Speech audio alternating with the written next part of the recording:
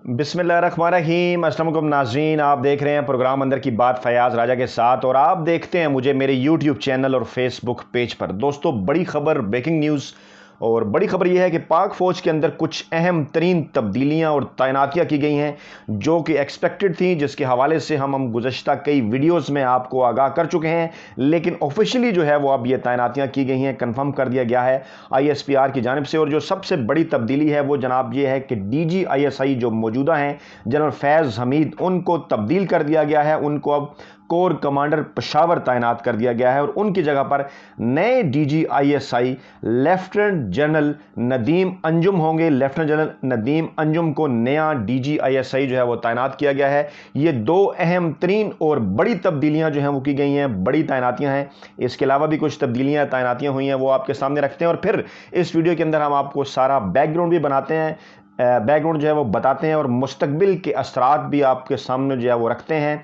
और उसके साथ साथ जो है वो पाकिस्तान के अंदर इस वक्त क्या अपडेट्स चल रही हैं, क्या सूरत हाल है, वो सारी चीज़ें भी आपके सामने रखते हैं। तो जनाब, मामला कुछ यूँ है कि लेफ्टिनेंट जनरल नदीम अंजुम को DG ISI तैनात कर दिया गया है। और यहाँ पर ये मैं आपको बताना ज़रूरी समझता हूँ कि लेफ्टिनेंट जनरल फैज़ हमीद का ताल्लुक जो है वो चकवाल से था और लेफ्टिनेंट जनरल नदीम अंजुम जो नए DG ISI हैं उनका जो ताल्लुक है वो गुजर खान के साथ है। और मजीद जो तफसीलात इस हवाले से सामने आई हैं वो कुछ यूँ हैं जनाब के लेफ्टिनेंट जनरल नदीम अंजुम जो हैं वो पंजाब रेजिमेंट की लाइट एंटी टैंक बटालियन में उन्होंने कमीशन हासिल किया और command staff and instructional assignments का वसी तजर्बा है उनके पास। ISPR के मुताबिक लेफ्टिनेंट जनरल नदीम अंजुम जो है वो कंबाइंड आर्म्स सेंटर UK से ग्रेजुएट हैं जनाब। इसके साथ साथ वो जो स्टाफ कॉलेज कोयटा है वहाँ के भी ग्रेजुएट हैं और इसके साथ साथ एडवांस स्टाफ कोर्स बरतानिया से ग्रेजुएट हैं जनाब। और master degree Kings college London और NDU इस्लामाबाद से भी उन्होंने जो है वो डिग्रीज हासिल की। और रवायती और गैर रवायती ख़तरात के माहौल में कमांड का उनके पास वसी तजर्बा है। मगरबी सरहद और LOC पर कमांड कर चुके हैं। बलूचिस्तान में भी उन्होंने तवील खिदमात जो हैं वो सर अंजाम दी हैं। जनूबी वज़ीरिस्तान में इन्फेंट्री ब्रिगेड को भी उन्होंने कमांड किया और कमांडेंट स्टाफ कॉलेज कोयटा और कमांडर 5 कोर सिंध भी रहे हैं। और ISPR के मुताबिक लेफ्टिनेंट जनरल मोहम्मद सईद जो है उन्हें अब जो है वो कोर कमांडर कराची तैनात कर दिया गया है। और इसी तरह से दीगर जो तबादले हुए हैं उसमें जो DG ISI हैं उनको कोर कमांडर पेशावर तैनात किया गया है। और लेफ्टिनेंट जनरल फैज़ हमीद की ये जो तैनाती है इसको भी अहम करार दिया जा रहा है। ISPR के मुताबिक उन्हें जो है वो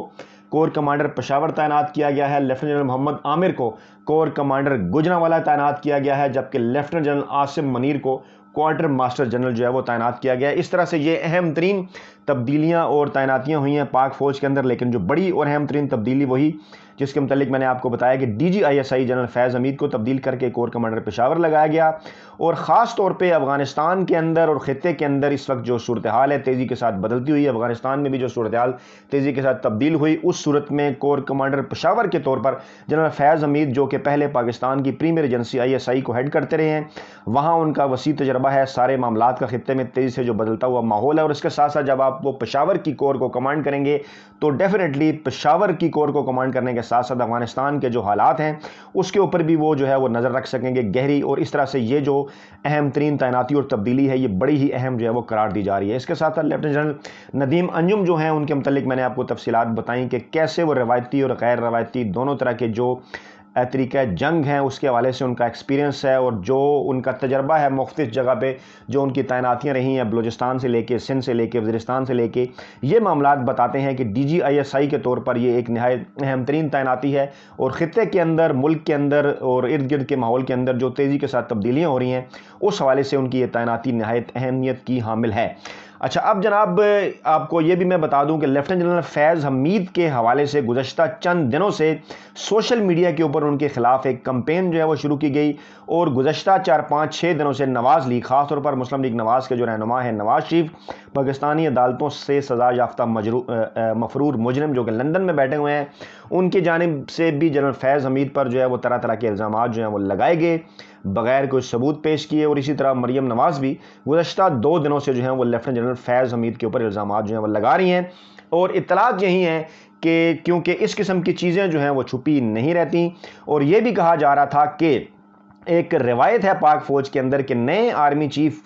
کہ جس نے بھی جو ہے وہ آرمی چیف بننا ہو اس کے لیے کور کی کمانڈ جو ہے وہ ضروری ہوتی ہے، اور کیونکہ لیفٹیننٹ جنرل فیض حمید کا نام ایک اہم امیدوار کے طور پہ لیا جا رہا ہے، جنرل قمر جاوید باجوہ کی ریٹائرمنٹ جو کہ نومبر 2022 میں ہونی ہے اگلے سال، جس میں بھی 13 ماہ ہیں، اور اس سے پہلے یہ خیال کیا جا رہا تھا بعض عسکری ماہرین کی جانب سے کہ اگر لیفٹیننٹ جنرل فیض حمید کو آرمی چیف بنایا جانا ہے تو اس سے پہلے کور کی کمانڈ کرنا روایتی طور پر ان کے لیے ضروری ہوگا، اور اب اس قسم کی کیونکہ اطلاعات آ رہی تھی گزشتہ 2-3 دنوں سے کہ انہیں کور کمانڈر پشاور جو ہے وہ تعینات کیا جا رہا ہے، اور جس حوالے سے اس قسم کی باتوں کو مزید تقویت ملی تھی کہ شاید وہ کور کی کمانڈ کا تجربہ اور کور کی کمانڈ کی روایت اس لیے پوری کرنے جا رہے ہیں تاکہ وہ مستقبل کے آرمی چیف ہوں گے، تو اس حوالے سے اس قسم کی خبریں بھی جو ہیں وہ سوشل میڈیا کے اوپر، اور نواز لیگ کا جو سوشل میڈیا سیل ہے اور اس کے ساتھ ساتھ بیرون ممالک بیٹھے ہوئے کچھ آپریٹرز جن کا تعلق جو اس سے پہلے بھی پاکستان کے خلاف ایک میڈیا وارفیئر کرتے رہتے ہیں، خصوصاً بھارت کے ساتھ، افغانستان کے ساتھ، ماضی میں اسرائیل کے ساتھ ان کا تعلق رہا، لائن رہے، جس حوالے سے افغانستان میں ابھی جب طالبان کا اقتدار آیا تو وہاں پر شاہی محل کے اندر بڑی تعداد میں اس قسم کے ایکوپمنٹ اور پورا ایک نظام پکڑا گیا جو کہ پاکستان کے خلاف وہاں بیٹھ کر پروپیگنڈا کیا کرتے تھے، تو اب بھی ان کی جانب سے سوشل میڈیا کے اوپر یہ پروپیگنڈا جو ہے وہ زوروں پر تھا جنرل فیض حمید کے خلاف، کیونکہ انہیں یہ نظر آ گیا تھا کہ اب اگر وہ کور کمانڈر پشاور تعینات ہوتے ہیں تو مستقبل میں وہ ایک اہم اور مضبوط جو کینڈیڈیٹ ہیں وہ ہو سکتے ہیں آرمی چیف کے۔ اب صورتحال کچھ یوں ہے کہ اگر اسی تھیوری کو بائے کر لیا جائے تو یہ تھیوری کچھ یوں بنتی ہے کہ 2023 کے جب انتخابات ہوں گے پاکستان کے اندر، اور اگر اسی تھیوری کو بائے کر لیا جائے کہ جنرل فیض حمید اگر جو ہے وہ نومبر 2022 میں آرمی چیف کا عہدہ سنبھال لیتے ہیں تو پھر جو ہے وہ 2023 کے اندر ایکسپیکٹڈ الیکشن جو کہ اکتوبر کے اندر ہونے ہیں، ان الیکشن کے اندر صورتحال یہ ہوگی کہ پاکستان کے جو چیف آف آرمی سٹاف ہوں گے، جو آرمی چیف ہوں گے وہ جنرل فیض حمید ہوں گے، اور جو DGISI ہوں گے وہ جنرل ندیم انجم ہوں گے۔ جنرل فیض حمید کا تعلق چکوال کے ساتھ ہے، جبکہ جنرل ندیم انجم کا تعلق جو ہے وہ گجر خان کے ساتھ ہے، اور اس وقت اکتوبر 2023 میں جب یہ الیکشن ہو رہے ہوں گے تو یہ بھی ایک دلچسپ معاملہ ہے کہ اگر جو ہے وہ جو قاضی فائز عیسیٰ جو کہ اس وقت 30 نمبر پہ سپریم کورٹ کے سینئر جج ہیں، یعنی پہلے چیف جسٹس، ان کے بعد پھر جسٹس عمر عطا بندیال، اور ان کے بعد پھر جسٹس قاضی فائز عیسیٰ، اور اگر ان کے خلاف جو ریفرنس کی تیاری گورنمنٹ کر رہی ہے نئے ریفرنس کی، اگر وہ نہیں کامیاب ہوتی اور اگر قاضی فائز عیسیٰ اپنے عہدے کے اوپر برقرار رہتے ہیں تو پھر اگر اکتوبر 2023 میں یہ الیکشن ہوتے ہیں تو اس وقت جو ہیں وہ کیونکہ ستمبر 2023 میں قاضی فائز عیسیٰ جو ہیں وہ پاکستان کے چیف جسٹس ہوں گے، فروری 2022 میں justice Umar Ata Bandial chief justice کے طور پہ آ رہے ہیں، اور اس کے بعد وہ عمران خان کے دور حکومت کے آخر تک یعنی اگست 2023 تک وہی جو ہے وہ چیف جسٹس کے عہدے پر رہیں گے، اور اگر اس سے پہلے اگست 2023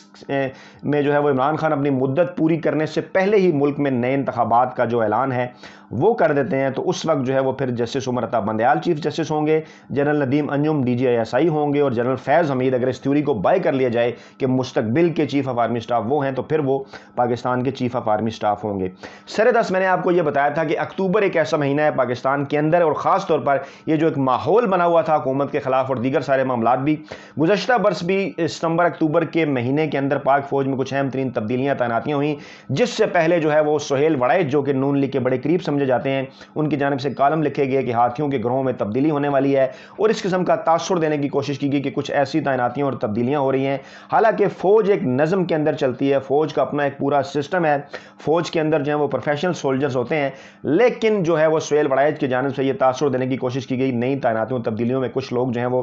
جنرل قمر جاوید باجوہ کے شاید خلاف ہیں یا نواز شریف کے قریب ہیں، اس قسم کا تاثر انہوں نے کریٹ کرنے کی کوشش کی، اور یہ کہا کہ اس لیے جو ہے وہ PDM ایک تحریک جو ہے وہ عمران خان کے خلاف چلانے جا رہی ہے۔ معاف کیجیے گا، اس وقت بھی میں نے اس تھیوری کو ریجیکٹ کیا اور تمام طرح حقائق آپ لوگوں کے سامنے رکھے تھے کہ ایسا کچھ نہیں ہونے والا، بلکہ بڑے ہی سموتھلی جو ہے وہ معاملات آگے بڑھیں گے، اور فروری 2021 میں سینٹ کے الیکشن بھی ہوں گے، اور الحمدللہ بالکل اسی طرح سے ہوا، اور PDM مکمل طور پر ناکامی سے دوچار ہوئی، بار بار تاثر دینے کی کوشش کرتی رہی کہ اسے کوئی اسٹیبلشمنٹ کی حمایت حاصل ہے، کبھی اپنے فیورٹ کالم نگاروں کے ذریعے، کبھی اپنے بیانات کے ذریعے، اور کبھی پھر جب یہ پالیسی کامیاب نہیں ہوتی رہی تو اسٹیبلشمنٹ کے اوپر گھٹیا حملے بھی کرتے رہے۔ اب بھی جو ہی اکتوبر شروع ہوا تو اس قسم کی ایک دفعہ پھر ایک گھٹیا اور غلیظ کمپین جو ہے وہ ملکی اداروں کے خلاف شروع کر دی گئی، یہ تاثر دینے کے لیے کہ ان تعیناتیوں تبدیلیوں کے اوپر کسی طریقے سے اثر انداز ہوا جا سکے، لیکن ایک مرتبہ پھر جو ہے وہ معاملات بڑے سموتھ انداز میں آگے بڑھ رہے ہیں، اور 18 اکتوبر کو 3 اہم ترین جرنیل بھی ریٹائر ہونے ہیں، جن میں جنرل ماجد احسان، جنرل عامر عباسی اور جنرل حمود الزمان شامل ہیں، اور یقیناً ان کی جگہ پر بھی نئی تعیناتیاں اور تبدیلیاں جو ہیں وہ ہوگی، اور فوج کے اندر ایک پروسیجر ہے جو کہ اسی طرح سے چلتا رہتا ہے۔ اپنا بہت خیال رکھیے گا، دعاؤں میں یاد رکھیے گا، نئی ویڈیو کے ساتھ جلد آپ کی خدمت میں حاضر ہوں گے۔ اللہ نے کے بعد